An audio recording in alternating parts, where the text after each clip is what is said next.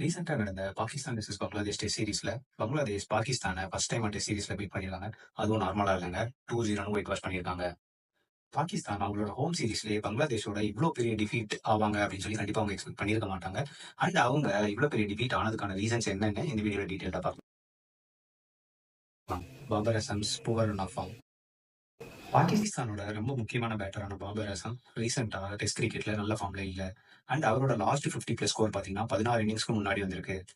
பாகிஸ்தானோட மெயின் பில்லரான Babar Azam out of ஃபார்ம்ல இருந்தனால, அவரோட அவுட் ஆஃப் ஃபார்ம் மத்த பேட்டர்ஸையும் கொஞ்சம் அஃபெக்ட் பண்ணுச்சு. அவங்களும் ரொம்ப கன்ஸ்ட்ரெயின்ட்டா ஆடுன மாரி தான் இருந்தது இந்த டெஸ்ட் சீரிஸ்ல. பாகிஸ்தான்ல பாத்தீங்கன்னா, மோஸ்ட்லி பேட்டிங் ஃப்ரெண்ட்லி பிச்சஸ் தான். பாபர் அசம் இப்போ அவுட் ஆஃப் ஃபார்ம்ல இருக்கனால, பேட்டிங் ஃப்ரெண்ட்லி பிச்சஸ்ல கூட அவரால நல்லா ஸ்கோர் பண்ண முடியல.